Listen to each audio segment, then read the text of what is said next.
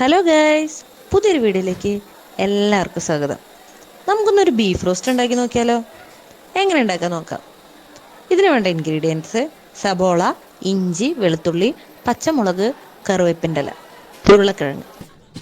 ആദ്യം കഴുകി വൃത്തിയാക്കി വെച്ച ബീഫിലേക്ക് മഞ്ഞൾപ്പൊടി, മുളക് പൊടി, മല്ലിപ്പൊടി, കുരുമുളക് പൊടി, പാകത്തിന് ഉപ്പ്, മീറ്റ് മസാല, പിന്നെ അത്യാവശ്യത്തിന് വെള്ളം, ഇത്രയും ചേർത്ത് നന്നായി ഇളക്കി കുക്കറിൽ ഒരു 5 വിസിൽ കേൾപ്പിക്കുക. 5 വിസിൽ വന്നതിന് ശേഷം നമ്മുടെ ചെറുതാക്കി കഴുകി നുറുക്കി വെച്ച നമ്മുടെ ഉരുളക്കിഴങ്ങ് ഇതിലേക്ക് ചേർക്കുക. ഇതിലേക്ക് ചേർത്ത് ഒന്നും കൂടി ഇളക്കി, ഉരുളക്കിഴങ്ങ് വേവാൻ ഏകദേശം 1 വിസിൽ മതിയാവും. 1 വിസിലും കൂടി കേൾപ്പിക്കുക. 1 വിസിൽ വന്നു കഴിഞ്ഞാൽ തുറന്ന് നമ്മൾ ഉപ്പോ മുളകോ എന്തെങ്കിലുമൊക്കെ വേണമെന്നൊക്കെ ഒന്ന് ടേസ്റ്റ് ചെയ്യുക. എല്ലാം ഓക്കെ ആണെന്ന് കണ്ടു കഴിഞ്ഞാൽ നമ്മൾ എന്ത് ചെയ്യുക, ഒരു പാത്രത്തിൽ എണ്ണ ഒഴിച്ചിട്ട് സബോള, ഇഞ്ചി, വെളുത്തുള്ളി, പച്ചമുളക്, കറിവേപ്പിൻ്റെ ഇല, ഇതിൽ കറിവേപ്പിൻ്റെ ഇലയാണ് ആദ്യം ഇടുക. അപ്പോൾ ഒരു പ്രത്യേക ഒരു ടേസ്റ്റ് കിട്ടും. ഇതെല്ലാം കൂടി നന്നായി വഴന്ന് വന്നു കഴിഞ്ഞാൽ നമ്മൾ അതിലേക്ക് ഈ ബീഫിൽ നമ്മൾ ആദ്യം ചേർത്ത് വേവിച്ച പൊടികളുണ്ടല്ലോ, അതായത് മഞ്ഞൾപ്പൊടി, മുളക് പൊടി, മല്ലിപ്പൊടി, കുരുമുളക് പൊടി, ഉപ്പ്, മീറ്റ് മസാല, ഇവ ഒന്നും കൂടി ഇതിൽ ചേർക്കുക. ഇത് നന്നായി ഒന്ന് മൂപ്പിച്ച് ആ ഒരു മസാലയുടെ ഒരു ടെക്സ്ചറായി കഴിഞ്ഞാൽ അത് വീണ്ടും നമ്മുടെ കുക്കറിലുള്ള ഉരുളക്കിഴങ്ങൊക്കെ ഇട്ട് വെന്ത് സെറ്റായിരിക്കുന്ന ബീഫിലേക്ക് ഒഴിക്കുക. ഒന്നും കൂടി ഇളക്കി 1 വിസിൽ, ഫൈനൽ വിസിൽ.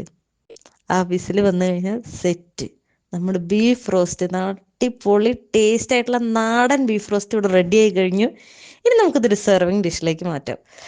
ഇത് ആ വിസിൽ കഴിഞ്ഞിട്ട് ഇങ്ങോട്ട് തുറക്കുമ്പോൾ ഒരു മണമുണ്ട്, എൻ്റെ അമ്മോ, സൂപ്പർ മണം. കറിവേപ്പിൻ്റെ ഇലയുടെയും അതുപോലെ തന്നെ പൊടികളുടെയും അടിപൊളി മണമാണ് കേട്ടോ. അത് മണം പോലെ തന്നെ ടേസ്റ്റും കിടിലനാണ്. അത് കഴിഞ്ഞ് നമ്മളൊരു സെർവിങ് ഡിഷിലേക്ക് ഇത് മാറ്റുകയാണ്.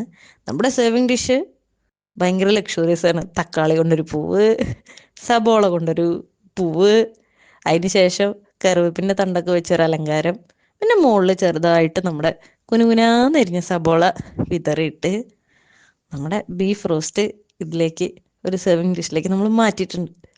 കാണുമ്പോൾ തന്നെ അറിയാം എന്തുമാത്രം രുചിയാണ് അതിനുണ്ടാവുക എന്നുള്ളത് അറിയാം. ഇതിൻ്റെ കോമ്പിനേഷൻ എന്ന് പറയണത് പൊറോട്ട, അപ്പം, ചപ്പാത്തി, ചോറ്, ഇതിനൊക്കെ കോമ്പിനേഷനാണ്. ബീഫ് ലവേഴ്സ് ആണെങ്കിൽ പഴംപൊരി കൂട്ടി കഴിക്കാം. ഒന്നും വേണ്ട, വെറുതെ എടുത്ത് കഴിക്കണമെങ്കിൽ അങ്ങനെയും കഴിക്കാം. കിട്ടില്ല ടേസ്റ്റാണ്. നിങ്ങളൊന്ന് വീട്ടിൽ ട്രൈ ചെയ്ത് നോക്കിട്ടോ. നോക്കിയിട്ട് എങ്ങനെയുണ്ട് എന്നുള്ള സത്യസന്ധമായ അഭിപ്രായം കമൻറ്റ് ബോക്സിലൂടെ ഒന്ന് രേഖപ്പെടുത്തണേ. അടുത്ത വീഡിയോ ആയിട്ട് വരാം. അതുവരേക്ക് ബൈ.